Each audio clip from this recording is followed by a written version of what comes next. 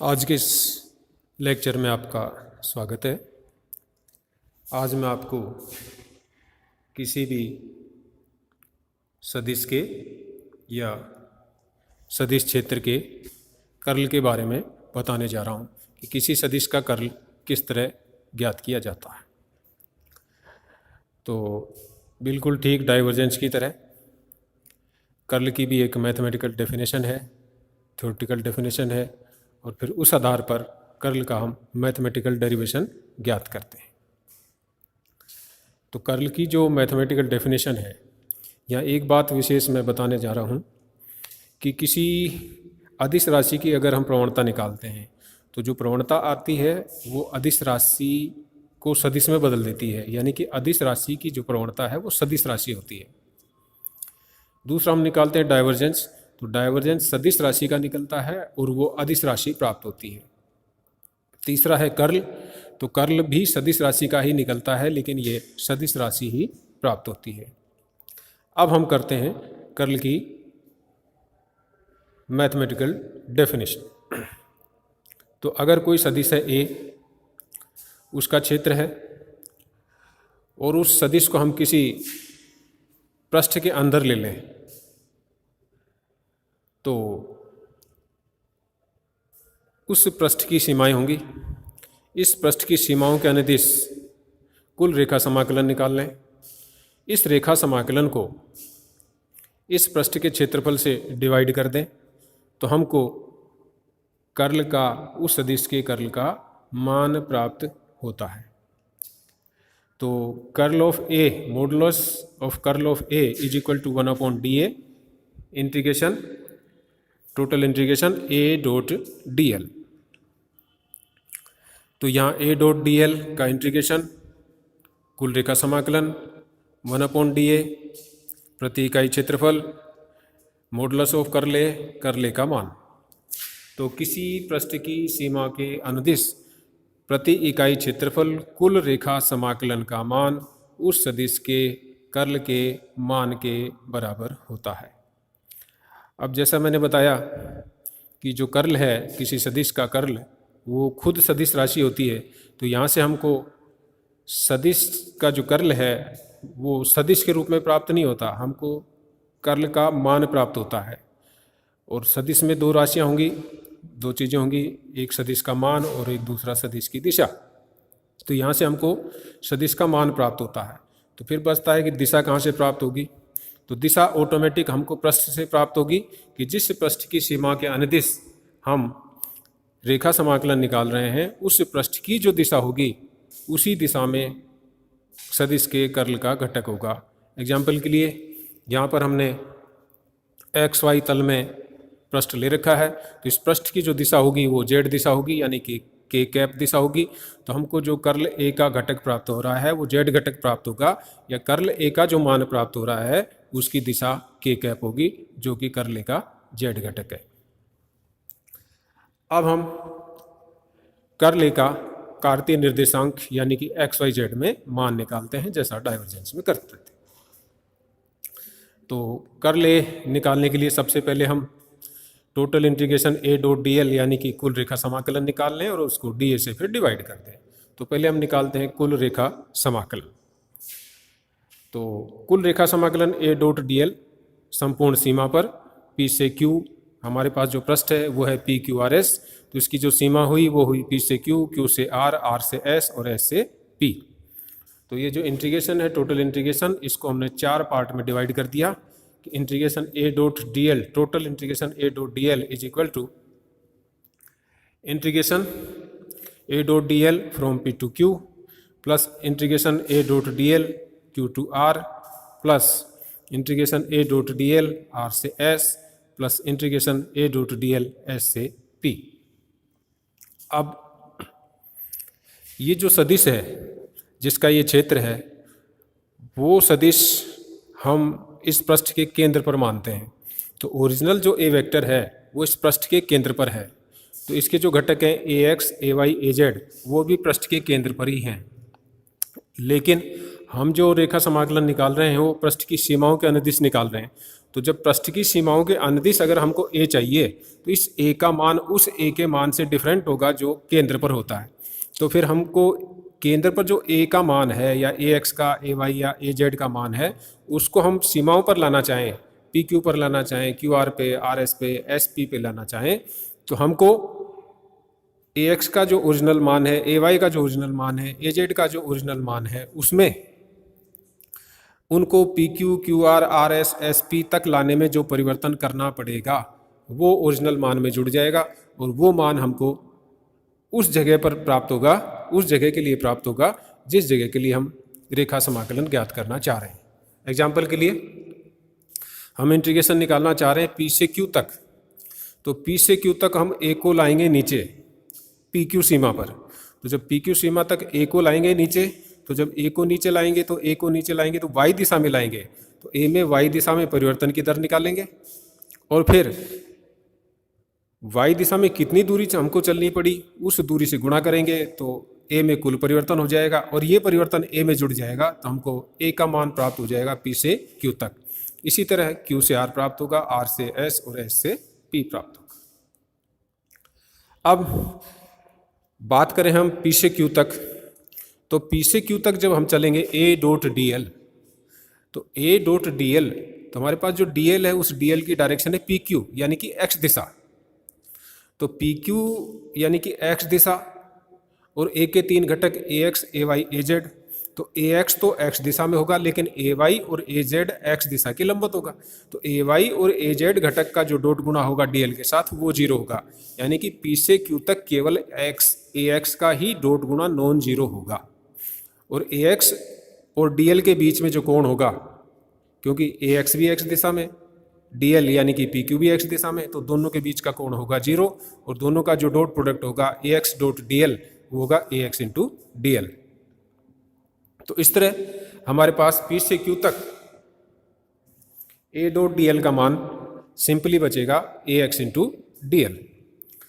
अब हम क्यू से आर रेखा समाकलन निकालें, तो क्यू से आर जो है ये जो डी एल की या लंबाई की जो दिशा है ये वाई दिशा है, तो इस वाई दिशा के अनुदिश ए वाई होगा, तो ए वाई और इस दिशा के बीच में तो कोण होगा जीरो, लेकिन ए एक्स और ए जेड दोनों घटक इस दिशा के लिए लंबवत होंगे तो डॉट गुणा हो जाएगा जीरो। तो फिर हमारे पास डॉट गुणा में से केवल बचेगा ए वाई डी एल। बात करते हैं आर से एस के लिए, तो जब आर से एस जाएंगे तो हमारी जो डायरेक्शन है, रेखा की जो डायरेक्शन है, लंबाई की जो डायरेक्शन है वो माइनस एक्स दिशा है।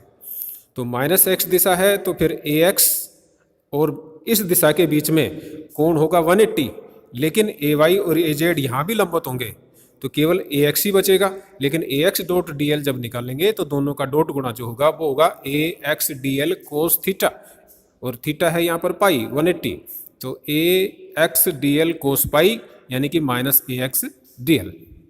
तो उसी तरह हमारे पास एस से पी तक जब रेखा समाकलन करेंगे तो डॉट प्रोडक्ट केवल ए वाई का ही बचेगा डी एल के साथ, क्योंकि ए एक्स और ए जेड यहाँ पर लंबवत होंगे और यहाँ पर ए वाई और डी एल के बीच का जो कोण होगा 180 होगा, तो फिर यहाँ पर बचेगा minus A Y D L. तो इस तरह हमारे पास A dot D L total integration का मान ये प्राप्त होता है। अब जो इंटीग्रेशन हम कर रहे हैं पी से क्यू तक, तो हमको हर जगह पी से क्यू तक ए एक्स का मान चाहिए, लेकिन हर जगह पी से क्यू तक ए एक्स का मान निकालना संभव है नहीं। तो फिर हम क्या करते हैं कि पी क्यू के बीच में जो हमने ए एक्स का मान निकाला है उसी को हम पी से क्यू तक मान लेते हैं, उसी को हम पी से क्यू तक कांस्टेंट मान लेते हैं, क्योंकि लेफ्ट में आएंगे तो मान कम होगा, राइट में जाएंगे तो मान ज़्यादा हो जाएगा। तो अगर हम final total A dot D L निकाल लेंगे या ए एक्स डॉट डी एल निकाल लेंगे उस स्थिति में कोई चेंज नहीं होगा। तो जो ए एक्स है उस ए एक्स का मान पी क्यू के मिड पॉइंट पे जो निकाला है उसी मान को हम पी से क्यू तक कांस्टेंट की तरह यूज कर सकते हैं। तो फिर ये है कि ए एक्स का मान पी क्यू पर कितना होगा, तो ए एक्स को सेंटर से पी क्यू तक लाएं नीचे, तो वाई दिशा में लाना पड़ेगा। वाई दिशा में परिवर्तन की दर delta A X upon delta Y होगी। हमको दूरी सेंटर से पी क्यू तक कितनी चलनी पड़ेगी, इस आयताकार पृष्ठ की चौड़ाई की आधी यानी कि dy बाई 2। तो जो परिवर्तन होगा वो होगा delta A X upon delta y into D Y by two. लेकिन यहाँ जो लंबाई है, ये जो लंबाई होगी ये होगी नीचे की तरफ, यानी कि minus D Y by two. तो परिवर्तन हुआ delta A X upon delta Y into D Y by two with minus sign, और ये ए एक्स के ओरिजिनल मान में जुड़ जाएगा। तो ये हमको ए एक्स का अब जो मान प्राप्त होगा वो होगा पी क्यू पर। तो पी क्यू पर ए एक्स का मान प्राप्त हो गया A X minus delta A X upon delta Y into D Y by two. तो फिर इसी तरह हम Q से R तक ए वाई का मान निकाल लेते हैं, और Q से R तक ए वाई का मान कांस्टेंट रख सकते हैं, कांस्टेंट मान सकते हैं। तो उसके लिए हमको ए वाई को सेंटर से क्यू आर तक ले जाना पड़ेगा। तो जब सेंटर से क्यू आर तक जाएंगे तो हमको एक्स दिशा चलनी पड़ेगी, एक्स दिशा में चलना पड़ेगा। तो फिर परिवर्तन की दर लेंगे हम एक्स के साथ, तो delta A Y upon delta x परिवर्तन की दर हो गई। सेंटर से क्यू आर तक की दूरी चलनी पड़ेगी, D X by two positive होगी। तो परिवर्तन हुआ delta A Y upon delta X into D X by two, और कुल ए वाई का मान हो गया A Y plus delta A Y upon delta X into D X by two. इसी तरह हम ए एक्स का मान आर एस पे निकाल लेते हैं और ए वाई का मान एस पी पे निकाल लेते हैं। और ये चारों मान जैसे मैंने बताया कि सेंटर पे निकाल रहे हैं, और पूरी रेखा के लिए हम ये सेंटर वाला मान ही एज ए कांस्टेंट यूज कर सकते हैं। तो जब एज ए कांस्टेंट यूज करेंगे तो इंटीग्रेशन से इनको बाहर कर सकते हैं। तो ये हमने इनको इंटीग्रेशन से बाहर कर दिया। तो जब इंटीग्रेशन से बाहर कर दिया तो हमारे पास बचा A X minus delta A X upon delta Y D Y by two, और इंटीग्रेशन पी से क्यू डी एल। तो इंटीग्रेशन पी से क्यू डी एल का अर्थ है कि पी से क्यू तक कुल लंबाई, रेखाखंड की कुल लंबाई पी से क्यू तक, इंटीग्रेशन डी एल का अर्थ है। और पी से क्यू तक कुल लंबाई हो गई डी एक्स। इसी तरह कुल लंबाई क्यू से आर तक हो जाएगी डी वाई, आर से एस तक हो जाएगी डी एक्स, और एस से पी तक हो जाएगी डी वाई। तो ये चारों लंबाइयाँ हम इसमें रख देंगे। तो ये मान हमने रख दिया है। तो इसमें जो ए एक्स और ए वाई हैं ये कैंसिल आउट होंगे, और चूंकि D X by two D X by two D Y by two D Y by two minus minus जुड़ करके प्लस हो जाएगा, D X by two D X by two मिल करके डी एक्स हो जाएगा, और D X D Y by two D Y two मिल करके डी वाई हो जाएगा। और नेट हमारे पास ए डॉट डी एल बचेगा delta A Y upon delta X minus delta A X upon delta Y into D X D Y. अब जो कि कर्ल की डेफिनेशन हमने दी है, इस ए डॉट डी एल में डी ए से भाग दे दें तो हमको कर्ल का मान प्राप्त होगा। तो वन अपॉन डी ए का मान है यहाँ पे D X into D Y.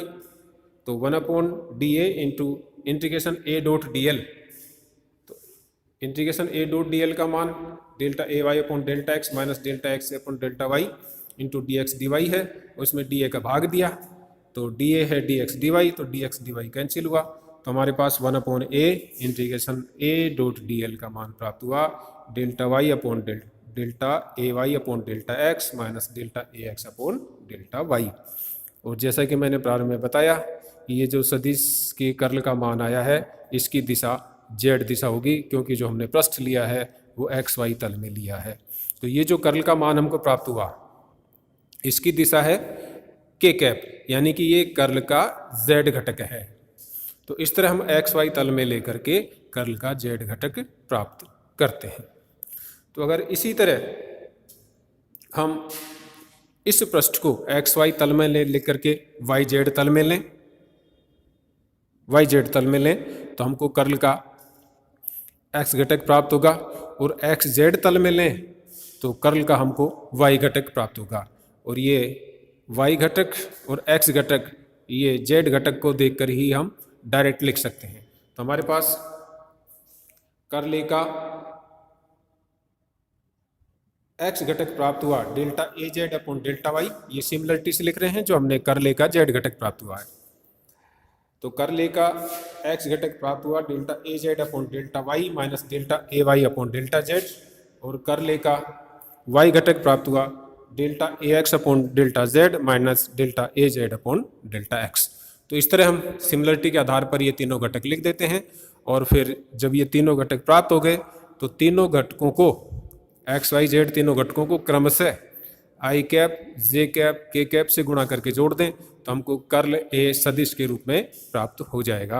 यानी कि curl A vector is equal to curl A का एक्स घटक into I cap plus curl A का वाई घटक into J cap plus curl A का जेड घटक इंटू के कैप, और इन सबको जोड़ दिया तो हमारे पास ये कर्ल का पूरा डेरिवेशन प्राप्त हो गया। तो ये जो हमने प्राप्त किया है ये है कर्ल ए कार्तीय निर्देशांकों में। इसको याद रखने के लिए या आसानी के लिए हम इसको सारणिक के रूप में लिख सकते हैं।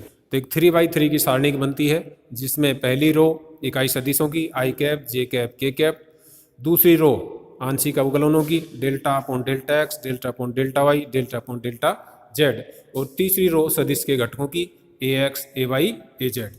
तो जब हम इस सारणिक का विस्तार करेंगे तो ये हमको कर्ल ए का एक्सप्रेशन देगा, तो ये कर्ल ए का व्यंजक हमको प्रदान करेगा।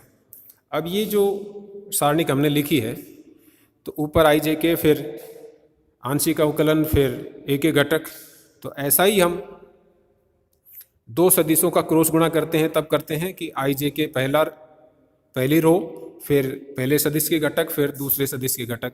तो यहाँ पे आई जे के बाद जो आंशिक अवकलन है ये पहले सदिश के घटक हो गए, और ए X A Y A Z ये दूसरे सदिश के घटक हो गए, और हमारे पास ये दो सदिशों का क्रॉस गुणा प्राप्त हो गया।